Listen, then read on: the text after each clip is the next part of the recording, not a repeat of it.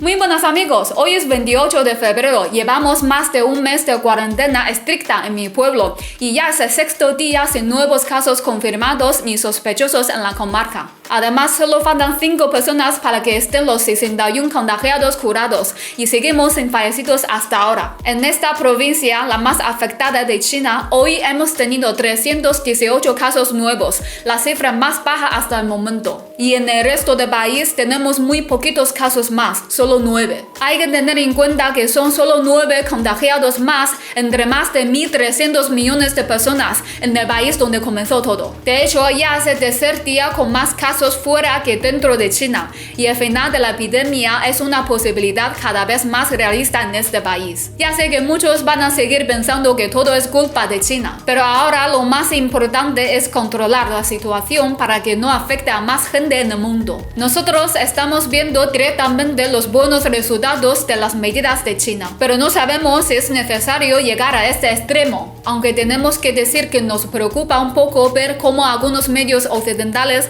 han suavizado su enfoque sobre el virus. Sí, a mí me ha resultado muy curioso ver cómo para algunos medios de mi país el virus era poco menos que el ébola cuando afectaba a China, y ahora que afecta a Europa cada vez más de ellos dicen que no, que es solo una gripe, no hay que preocuparse. O sea, cuando el virus estaba en China, allá a 10.000 kilómetros, construyeron un monstruo a su alrededor, y ahora que el monstruo ha llegado a los países occidentales quieren que la gente se calme. Por ejemplo, yo colaboré con varios medios de comunicación de España cuando comenzó la crisis en China, y aunque entonces nosotros llamábamos a la calma, ellos muchas veces tergiversaban mis palabras o directamente nos robaban los vídeos para manipularlos, editarlos a su gusto y lanzar un mensaje alarmista. No todos se portaron igual de mal, pero yo decidí que ya no iba a colaborar más con ellos. Pero en los últimos días, y sobre todo desde que el virus ha llegado a España, desde algunas cadenas me han empezado a contactar con mensajes del tipo: mira Javier, es que queremos hablar contigo para ver si podemos apaciguar un poco la histeria colectiva que se está viviendo. Y yo pensé, ahí va, qué bien, pero no teníais la misma intención cuando el problema afectaba a los chinos, ¿no? Pero la cosa tiene tela, porque algunos medios españoles, aun sabiendo perfectamente que los nuevos casos en China no hacen más que bajar,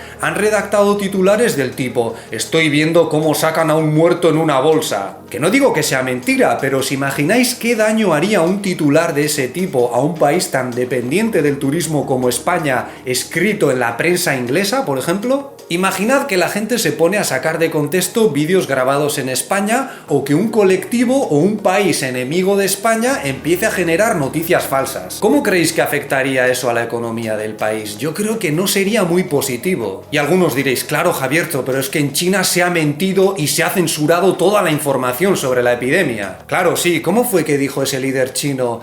Con una epidemia solo podemos divulgar cosas que no vayan a causar más inquietud. A ver, perdón.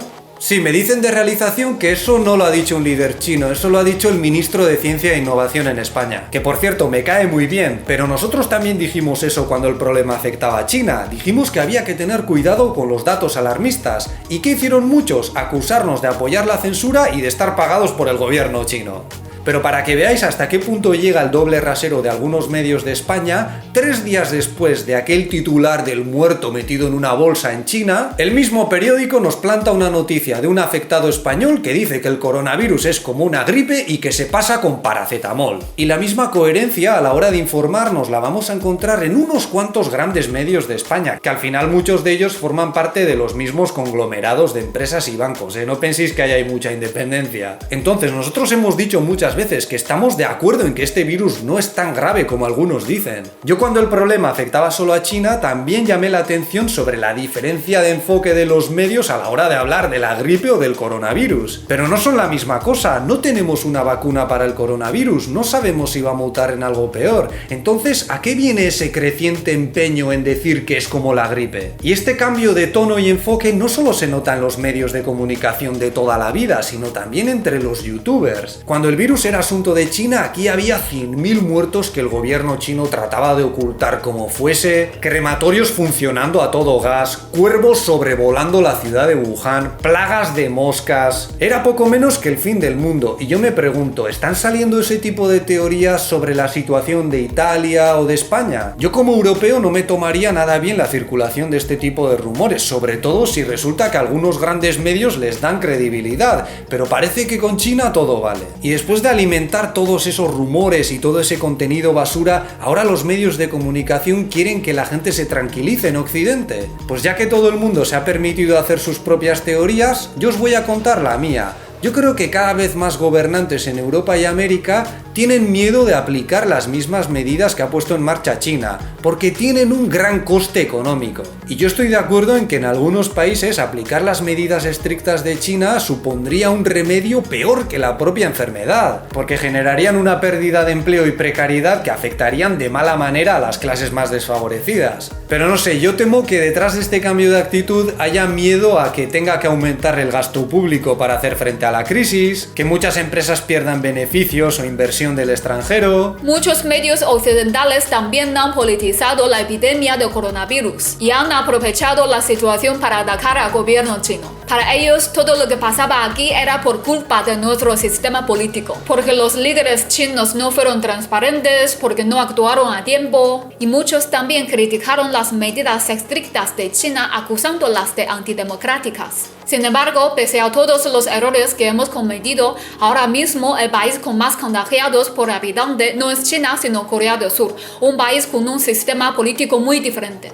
Eso es, y además Corea del Sur no ha tenido un Wuhan, no ha tenido la mala suerte de que la epidemia se originase en su territorio sin tener ni idea de lo que era. Y desde el 20 de enero, que es cuando se confirmó el primer caso allí, tuvieron mucho tiempo para aprender de los errores de China. Y por lo que he leído, desde la prensa extranjera, especialmente desde la estadounidense, se les animó a no tomar las medidas antidemocráticas de China. ¿Y cómo está la cosa ahora? Pues son el segundo país con más contagiados de todo el mundo y el primero por muy poquito en cuanto a densidad de casos. O sea, en estos momentos tienes más probabilidades de contraer el coronavirus si viajas a Corea del Sur que si viajas a China, y además en China la gran mayoría de los casos ya están muy localizados. Entonces, ¿deberíamos sacar también conclusiones políticas de la gestión de los surcoreanos o lo vamos a hacer solo con determinados gobiernos de determinadas ideologías? Llamadme loco, pero yo creo que si en un país se hiciese un referéndum para preguntar a la gente si prefiere tomar medidas serias como las de China o arriesgarse a que ocurra lo que en Corea del Sur, muchos elegirían lo primero. No sé si serían la mayoría, pero en los países con una población muy envejecida, como en Europa, por ahí andaría. De hecho, en muchos países europeos y americanos se podría hacer perfectamente una consulta, aunque a lo mejor eso implica una pérdida de tiempo valioso y arriesgarse a que surjan más contagios. Pero bueno, también se podría hacer desde casa, a través de internet y sin poner la salud de nadie en riesgo. Yo os animo a ello. Yo opino que aplicar estas medidas no tiene por qué implicar que tu país se vaya a convertir en una dictadura. De hecho, ¿qué puede haber más democrático que asegurar la salud de todos? Es que no entiendo la contradicción, de verdad. A la vista de lo que ha ocurrido ya en otros países, mi conclusión es que al virus le da exactamente igual el sistema político de tu país. Y ya se ha demostrado que gobierne quien gobierne, se siguen cometiendo errores que fomentan su propagación. Lo que de verdad para el virus son las medidas de prevención y contención, y esto ya lo ha dicho la Organización Mundial de la Salud, que ha elogiado la estrategia de China en numerosas ocasiones. Supongo que ellos también son unos enemigos de la democracia, a lo mejor para algunos sí, no lo sé. Pero ya veis, en unos cuantos países que se autodenominan democráticos están haciendo oídos sordos a estas recomendaciones. Y en mi humilde opinión, yo creo que en algunos de estos países se están haciendo un lío con lo que realmente significan sus principios y valores políticos. No sé, a lo mejor en los países occidentales la gente prefiere salvaguardar su libertad individual a toda costa, aunque sea durante un periodo muy breve, y acostumbrarse a una nueva gripe para la cual no tenemos vacuna. Pero yo creo que en China, teniendo en cuenta que los mayores son los más afectados y el respeto que se les tiene aquí, que en principio hay que escuchar y obedecer lo que dicen, a la gran mayoría no le importa aguantarse un tiempo con tal de erradicar el problema. ¿Que otros países toman otras decisiones? Pues ¿qué le vamos a hacer? Yo al fin y al cabo lo entiendo, porque el problema surgió en China y muchas personas pensarán, ¿y ahora nos van a venir los chinos a decirnos cómo solucionarlo? Pero mucho ojo, porque detrás de este falso dilema entre dictadura y democracia puede estar el interés de convenceros de que es mejor no tomar medidas serias, no vaya a ser que nuestros ya desgastados mercados se resfríen. Y no sé por qué me da que algunos gobernantes van a preferir salvar al mercado que salvar la salud de los más vulnerables. vulnerables. Muchos medios occidentales jugaron al juego de la propaganda política con esta crisis. Pero no sé si al final ese juego no se volverá en su contra. Claro, y al final si te descuidas, en lugar de desestabilizar al gobierno chino, que está consiguiendo hacer retroceder a la epidemia,